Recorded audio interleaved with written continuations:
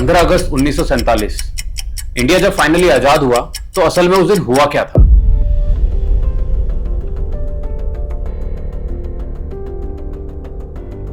ये सिर्फ एक डेट नहीं है दोस्तों, ये एक सेंचुरी लॉन्ग स्ट्रगल का नतीजा था। एक ऐसी रात जहां किसी ने तालियां बजाई तो किसी ने अपने मारे गए परिवार के लिए आंसू बहाए। आजादी मिली पर साथ में एक दर्द भी मिला, पार्टीशन का।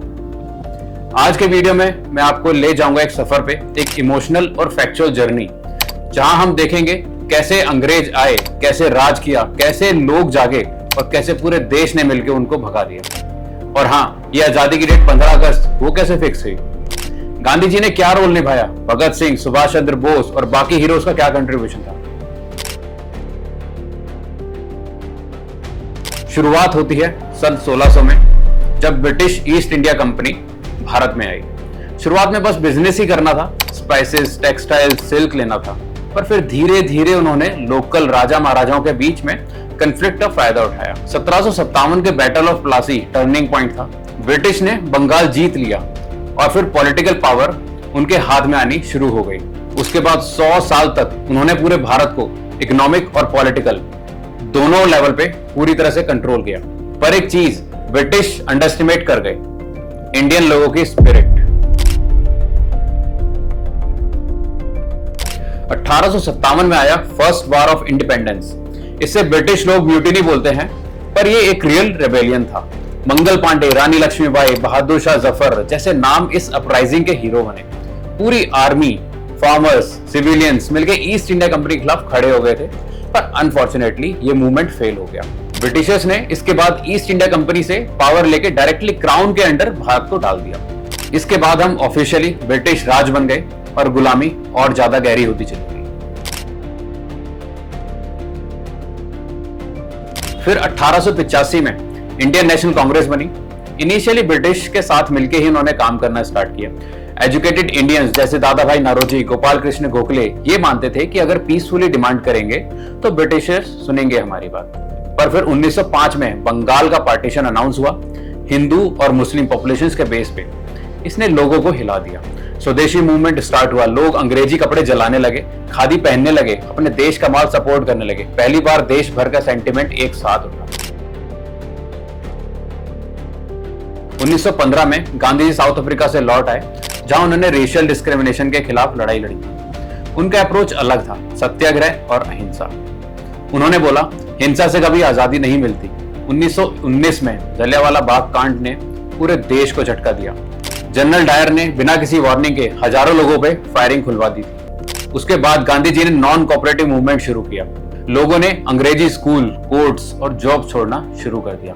फिर 1930 में आया सॉल्ट मार्च। गांधी जी ने 240 मील वॉक की दांडी तक, सिर्फ एक मुद्दा उठाने के लिए, नमक। ब्रिटिशर्स ने इंडियंस को नमक बनाने से भी मना कर दिया था। इस एक सिंबल ने पूरे वर्ल्ड का अटेंशन खींच लिया। गांधी जी के इस मूवमेंट ने देश में एक यूनिटी क्रिएट की। सब कास्ट, रिलीजन, रीजन के लोग एक कॉज के लिए एकजुट हुए, आजादी।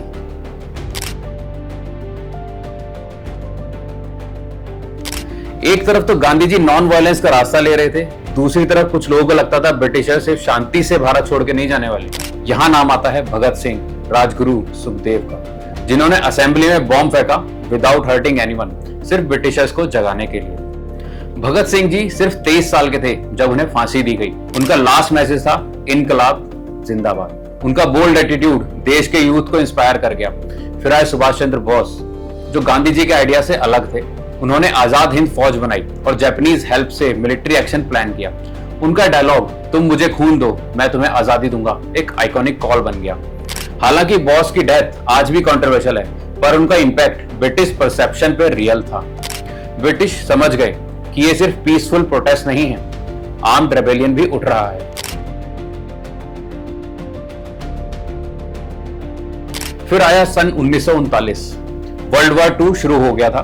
ब्रिटिश ने बिना इंडियन से पूछे इंडिया को वॉर में डाल दिया। इससे गांधी जी ने प्रोटेस्ट किया और फिर शुरू हुआ 1942 का क्विट इंडिया मूवमेंट, अंग्रेजों भारत छोड़ो। ये मूवमेंट सबसे ज्यादा इंटेंस था। हर शहर, हर गांव में प्रोटेस्ट हो रहा था। ब्रिटिशर्स ने हजारों लोग अरेस्ट किए। गांधी जी, नेहरू जी सब जेल चले गए। इस मूवमेंट ने ब्रिटेन को हिला के रख दिया। वॉर के बाद ब्रिटिश इकोनॉमिक और पॉलिटिकल तौर पे वीक हो चुका था। फिर आई क्लेमेंट एटली की गवर्नमेंट। जिन्होंने अनाउंस किया इंडिया को आजादी देनी ही होगी। तो ओरिजिनली उनका प्लान था जून 1948 तक आजादी दे देंगे, पर कम्युनल राइट्स बढ़ने लगे, लोग इंपेशेंट होने लगे। ब्रिटेन को लगा कि अगर देरी की तो पूरा देश जल जाएगा, तो माउंटबेटन ने प्लान एडवांस कर दिया। 15 अगस्त 1947 की डेट फिक्स हुई, क्योंकि 15 अगस्त 1945 को जापान ने सरेंडर किया था। माउंटबेटन को यह डेट सिंबॉलिक लगती थी और बस 2 महीने में ही बाउंड्री ड्रॉ हो गई, रेड क्लिफ लाइन। इस लाइन से भारत 2 टुकड़ों में बट गया, इंडिया और पाकिस्तान। आजादी मिली, लेकिन उसके साथ मिली एक और कहानी पार्टीशन की। पंजाब और बंगाल डिवाइड हो गया और हर तरफ अफरा तफरी मच गई। ट्रेन्स भरी थी लोगों से, पर कई बार सिर्फ लाशें वापस आती थी। 12 से 15 मिलियन लोग अपना घर छोड़कर रिफ्यूजी बन गए। 2 मिलियन से ज्यादा लोग मारे गए। रेप्स, दंगे, लूट का माहौल हर जगह था। एक आजादी का दिन किसी के लिए सेलिब्रेशन था तो किसी के लिए तबाही। गांधी जी ने कलकत्ता में फास्ट किया कम्युनल वायलेंस रोकने के लिए। एक समय ऐसा भी आया जब उनकी सिर्फ एक विजिट से दंगे रुक गए थे, लेकिन गांधी जी अंदर से टूटे हुए थे। उन्होंने पार्टीशन को कभी एक्सेप्ट ही नहीं किया था। 14 अगस्त की रात दिल्ली की कॉन्स्टिट्यूएंट असेंबली में सेशन हुआ। जवाहरलाल नेहरू ने अपना आइकॉनिक स्पीच दिया। रात के 12 बजे भारत आजाद हुआ। नेहरू पीएम बने, Mountbatten governor general. Gandhi ji कहीं और थे, क्वाइटली ऑब्जर्विंग, किसी शोर शराबे के बिना। 15 अगस्त की सुबह लाल किले पे तिरंगा लहराया गया। पहली बार लोगों ने अपना आजाद देश का झंडा देखा।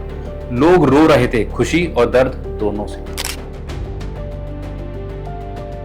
आजादी के बाद नए चैलेंजेस आए। प्रिंसली स्टेट्स को डिसाइड करना था इंडिया में रहेंगे या पाकिस्तान में। हैदराबाद, जूनागढ़, कश्मीर तीनों ही फ्यूचर कॉन्फ्लिक्ट्स बन गए अलग अलग डिसीजंस की वजह से। एक नए कॉन्स्टिट्यूशन का भी ड्राफ्टिंग स्टार्ट हुआ, जिसमें अंबेडकर जी का बहुत बड़ा रोल था। 26 जनवरी 1950 तक हम एक प्रॉपर रिपब्लिक बन चुके थे।